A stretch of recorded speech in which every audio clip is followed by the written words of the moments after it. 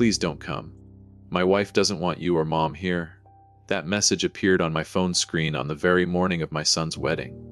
Not because the trip was too long, not because his mother was in weak health, but because our presence was viewed as something embarrassing. I stood motionless in the living room, my tie still unfinished, and thought, when did I raise a successful son yet fail to teach him to remember his roots? Before I continue, please take a moment to subscribe to the channel and leave a comment letting me know where you're listening from. Your presence here helps stories like this reach their full conclusion. And now, allow me to share what happened after that message. That morning, I still went through my usual routine. As though nothing was about to fall apart, I stood before the mirror and carefully tied my dark blue tie. The one Tyler once said made me look more respectable than my actual age. I can't recall the last time my son gave me a compliment, but I kept that tie regardless. That's what fathers do. We hold on to the small things longer than the important ones.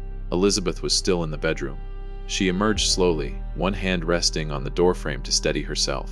The cream-colored dress she had bought last week still held its folds. It was the first dress she had chosen since leaving the hospital. I saw genuine excitement in her eyes, not for the reception, but for the thought of sitting in the parents' row, watching her son walk down the aisle. I believed it was just another quiet morning of late-found happiness. Then the phone vibrated just once. Not urgent, no alarm, but enough to make the room feel heavier than before. I looked down. Tyler's name. Not a call, just a brief message. "Dad, please don't come." I read it again slowly, the way I used to read complex engineering drawings back when I was working. I waited for another line to appear. Nothing. I opened the message fully. Read every word. "Dad, please don't come. Tiffany and her family are uncomfortable if you and mom show up. I've already told everyone you're traveling. Please don't put me in an awkward position." I didn't reply right away, not because I was at a loss for words, but because I needed to be sure I wasn't misreading. I was accustomed to tolerances off by a fraction of an inch, used to systems failing if a single bolt was misplaced. But I was not used to a child deliberately erasing his parents from his life, especially on his wedding day. Elizabeth looked at me. She didn't ask. She just looked, as if she could sense that something had shifted. I folded the phone and placed it on the table. For a few seconds, I considered smiling and lying, but after more than 40 years together, she always knows when my silence means something can't be softened. "Why?" she asked. Her voice was quiet but steady. I didn't answer straight away. I walked to the wooden cabinet where we keep our important documents. Inside, alongside the familiar folders, was a thick envelope, one I had prepared weeks earlier at our wedding gift. Not cash, not jewelry. The deed to the beachfront villa, the house I had spent my entire life working to hold on to, with the thought that one day I would hand it to my son, along with one reminder. "Keep it and don't forget where it came from." I placed the envelope on the table unopened. Only then did I tell Elizabeth what the message said. She didn't cry, not at first. She sat down, slowly gripping the edge of her dress. I watched her breathing slow, the way it did when she was learning to breathe again after the long treatments. She said softly, "Maybe he's just stressed." I nodded. I wanted to believe that, but something else was troubling me more than the message. I picked up my tablet and logged into our joint bank account. The one I had let Tyler manage for the past 2 years, because it was easier for family matters. I'm not a suspicious man. I believe in clean systems. I believe that when things are placed where they belong, they run smoothly. The transaction list appeared. I scrolled down, then further. Numbers I didn't recognize. Repeated payments, the name of a high-end event planning company, large amounts, not once, not twice. I stopped when I saw the total. At $250,000, I didn't get angry, not right away. I sat there and checked the dates. Every payment had been made within the last 3 months. The same months Tyler kept calling me saying the wedding would be simple and intimate. I turned off the screen. The room was so quiet I could hear the wall clock ticking. Elizabeth looked at me again, this time with real concern. "Is there something else?" she asked. I placed my hand on the wedding gift envelope, then pulled it back. The question in my mind was no longer why my son was ashamed of his parents. It was something colder, more unsettling. When did my trust become the funding for my own silence? That morning I understood something. That message wasn't the beginning. It was only the first visible sign that a door had been closed long ago, and I was the last to notice. After Elizabeth went to lie down, I stayed behind, alone in the living room. The wedding envelope sat on the table, unopened, like a question that hadn't yet been given permission to exist. I wasn't angry. I just felt something familiar, the feeling of a man who spent his life working with metal and blueprints. When a system shows signs of drifting out of alignment, the first step is never panic. It's inspection, one connection at a time. I opened the tablet again, not to look for more numbers that would weigh on my chest, but to understand exactly where I was standing. I wrote everything down, every payment, every date, every recipient. On paper, it was all clean. The digital signature was mine. The authority had been given by me. Tyler hadn't stolen anything. He had only used what I placed in his hands, with the belief that family was a concept that didn't need fine print. I stood up and made a cup of tea, not coffee. I needed a clear head, not a faster heartbeat. As the water boiled, I looked out the window. Seattle in the morning has a particular kind of quiet, the kind that makes you believe everything is working just fine. I picked up my phone and called William. William never asks many questions. He never has. We've known each other since we were young, back when I didn't think I'd grow old, and he didn't think he'd spend his life using the law to protect people who trusted the wrong places. I only said one thing: I need you to look at some documents right now. We connected on a video call. I shared my screen and opened the files I had let Tyler handle on my behalf. William stayed silent longer than usual. He didn't interrupt. He didn't act surprised. When I finished, he said just one sentence: "Matthew, there are a few things you should know." I listened. Didn't interrupt, didn't rush a reaction. He pointed out a mortgage agreement I had signed nearly a year earlier, electronically, on a day I was traveling for work. The vacation house Elizabeth loved so much, the place we went whenever she needed sea air, had been used as collateral for an investment. The beneficiary wasn't Tyler. It was Mr. Sterling's company, Tiffany's father. I asked, "Is the contract still valid?" William said, "Yes, but it's in your name, and you still have the right to stop everything if you act soon enough." I didn't feel betrayed in the dramatic sense of the word. What I felt was more precise, like watching a straight line bend slowly over time, and realizing I hadn't looked closely enough to notice. Tyler hadn't asked. He had simply stayed quiet, and I had mistaken that silence for maturity. William didn't tell me what to do. He only asked one question: "What do you want to protect?" I looked toward the bedroom where Elizabeth was resting. I answered without hesitation: "I want to protect my wife's peace. And after that, I want my decision-making power back." The call ended. I didn't get up right away. I sat there looking at the wedding envelope again. This time, I opened it. Not to review the documents, I knew them too well, but to ask myself what I had been preparing to hand over to people who had just asked me to disappear. I called the bank. My voice was calm. I requested an immediate freeze on all premium credit cards under my name that Tyler was using. I confirmed the cancellation of all pending payments to the event planning company. No explanations were needed. They didn't ask. It was my right, and for the first time in years, I used it. Then I called the property management firm. The beachfront villa, the gift that would no longer be given, was returned to full ownership status under my name. No arguments, no emotion. Everything happened quietly. No shouting, no accusations. Just short calls, clear confirmations. And I realized something then: control doesn't need noise to be effective. Elizabeth woke up just as I finished the last call. She came out and looked at me, waiting for an explanation. I told her only what needed to be said, no more, no less. She listened, then sat beside me. "Are we going?" she asked softly. I didn't answer right away. I thought about the message from that morning, about being asked to vanish for someone else's comfort. Then I thought of something simpler. If I didn't show up today, I might never truly show up in my son's life again. "Yes," I said, "but not the way they expect." We got ready to leave. No rush, no tension. Elizabeth changed her shoes, careful as always. I took the envelope with me, not to give it away, but to remind myself that some things, when handed to the wrong people, don't become gifts, they become excuses to erase you. On the drive, I didn't turn on any music. I let the silence stay. I wasn't planning revenge. I was forming something colder, clearer. If the truth had to come out today, then it would come out under the very lights they had set up to show off. And I knew one thing for certain: when the doors to that ceremony opened, there would be no turning back for any of us. We arrived while the ceremony still hadn't begun. The estate sat on a quiet hillside, surrounded by hedges trimmed more carefully than necessary, the kind of precision meant to remind everyone that the owner didn't appreciate randomness. I parked in the staff area, not because there was no space, but because I didn't want attention any earlier than needed. Elizabeth held my hand as we stepped out. Her breathing was slow, steady. I knew she was calming herself. So was I. Neither of us mentioned the message from that morning. Everything that needed to be said had already been left behind our front door. Inside, the lighting was even, bright but cold.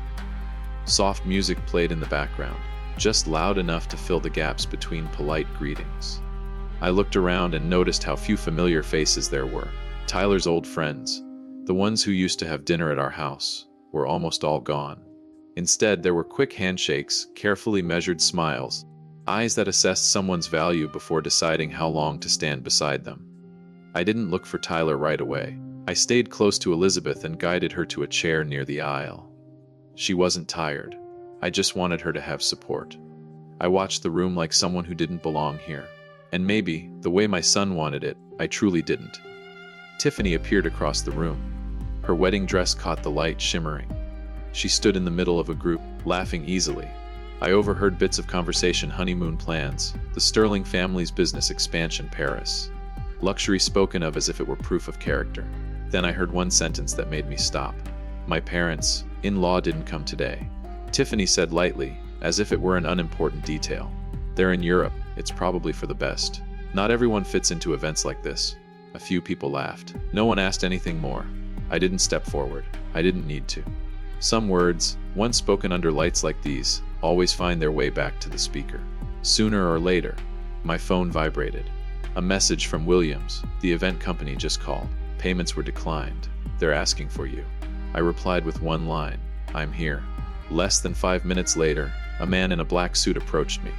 He lowered his head slightly and said there was a technical issue that needed to be resolved before the ceremony could continue. I nodded. I told him I would handle it. The music stopped. Not abruptly, just enough to create an uncomfortable gap.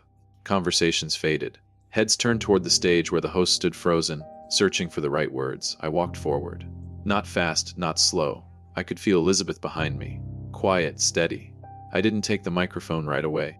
I looked out at the audience, at faces waiting for an announcement that would match the elegance they had paid for. I apologize for the interruption, I said. My voice wasn't loud. It didn't need to be. There are a few misunderstandings that need to be clarified. I looked toward Tyler. My son stood beside Tiffany, his face pale. He didn't step forward. He didn't step back.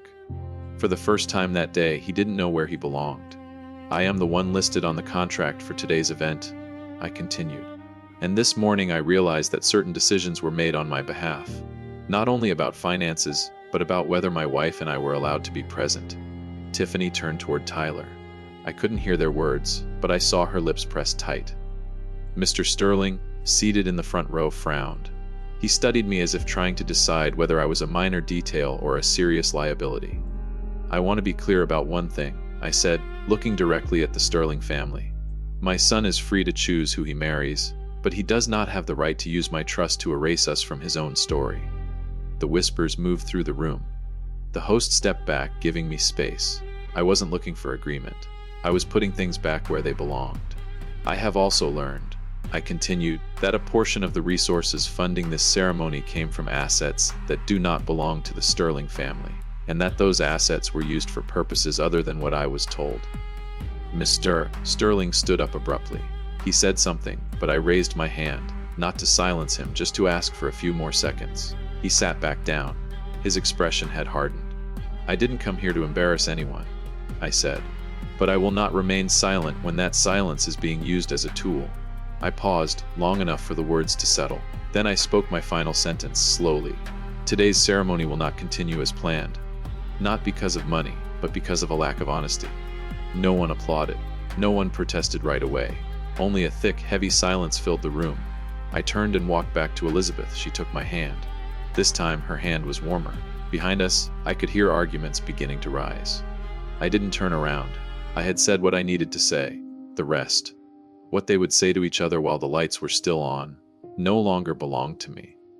But I knew one thing from that moment on. Every layer had been peeled away, and no one could pretend anymore that this morning had been just a small incident. Something easy to overlook. The silence after my words didn't last long. It cracked apart in small pieces, like thin ice that couldn't hold the weight of so many eyes. I heard whispers rising, then turning into questions. No one bothered to keep quiet anymore. No one left their seat, but no one sat the same way either. Tiffany reacted first. She turned sharply toward Tyler. Her voice wasn't loud, but it was sharp, sharp enough for the people nearby to hear. I didn't need to catch every word to understand. Tyler's face changed fast: confusion, then panic, then something close to begging. He shook his head again and again, hands open, as if trying to hold onto something already slipping away. The Sterling family reacted differently. They didn't look at Tyler right away. They looked at me. That look had lost its polite shine. It carried calculation, as if they were reassessing whose value they had misjudged in this room. Mr. Sterling stood up again. This time, he didn't wait for me. He spoke about misunderstandings, about temporary arrangements, about the shared interests of both families. Smooth words, the kind used by people who fix problems by making them sound smaller than they are. I didn't argue. I didn't counter each point. I just stood there, listened, and let the emptiness inside his words reveal itself. When he finished, I said calmly, "If this were just a misunderstanding, then these documents shouldn't exist." I didn't raise the folder. I simply placed it on the table near the stage. William had sent the confirmations minutes earlier. Notice of repossession for the luxury apartment Tyler was living in, termination of usage rights for the car he drove, assets registered under my company's name, not his. Everything was clear, dry, without emotion. Tyler stared at the papers as if they were something foreign. He took one step forward, then stopped. Finally, he turned to me. For the first time that day, he looked me directly in the eyes. "Dad," he said, just one word, nothing after. I didn't answer right away. I waited for the room to quiet a little more, not for effect, but because I needed to be sure I wasn't speaking from a passing surge of emotion. "I gave you a great deal," I said. "Not just money, decision-making power, trust. But there is one thing I never gave you, the right to erase your parents from your life when it becomes convenient." Tiffany let out a short, bitter laugh. She turned to Tyler and said something. This time I heard more clearly. About what she had sacrificed, about image, about how if things were only like this, there was nothing left to discuss. Her voice had lost control. It exposed the frustration of someone realizing the ground beneath her wasn't as solid as she believed. Mrs. Sterling grabbed her daughter's arm. Mr. Sterling looked around as if searching for a dignified exit, but the room no longer offered one. The surrounding eyes had shifted. The admiration was gone. Only cool curiosity remained. Tiffany faced forward again.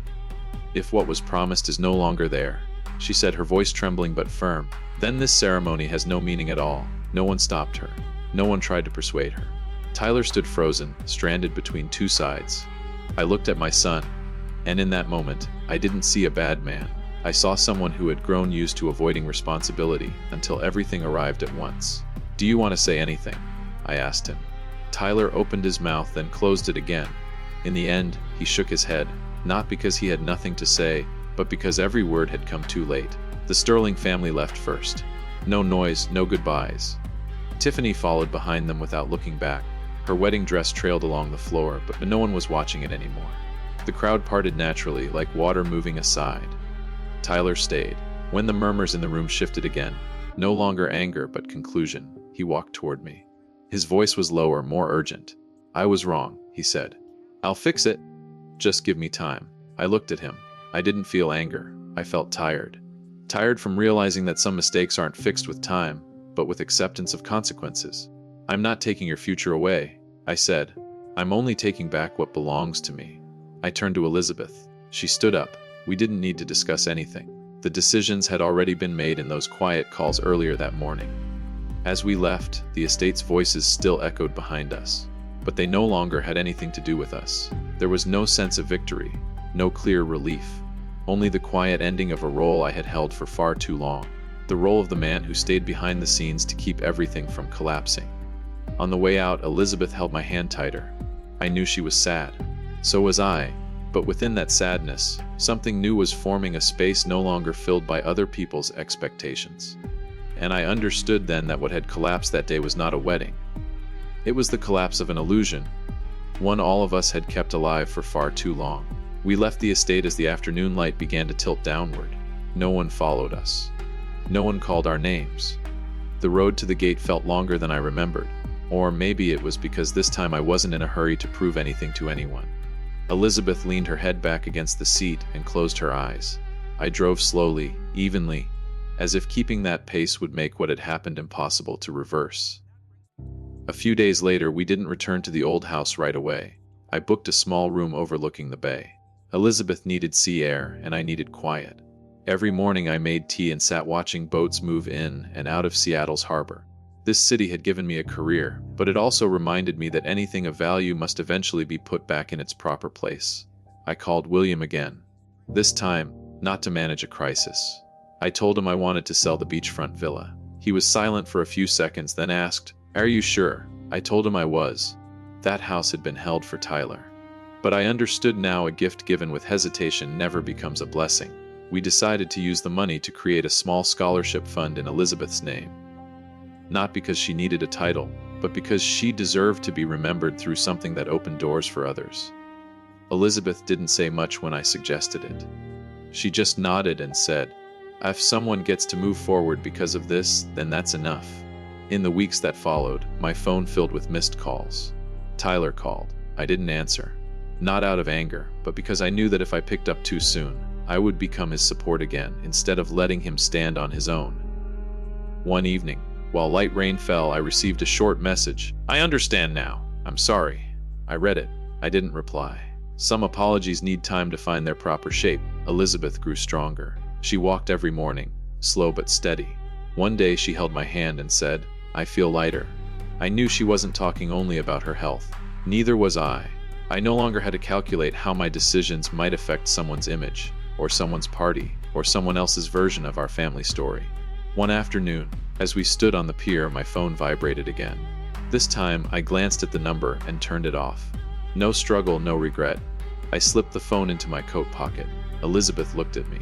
She didn't ask anything. She just smiled, very softly. I thought about Tyler. I thought about all the years I tried to do everything right for my son in the right schools, the right career, the right image. I realized I had taught him how to succeed, but I hadn't been firm enough in teaching him gratitude. That part was my responsibility. But I also understood something else. Responsibility does not mean continuing to sacrifice yourself for choices someone else knowingly makes. Love is not endless protection. Sometimes love is stepping aside. The scholarship fund was finalized in early fall. We attended a small announcement gathering. No display, no spotlight.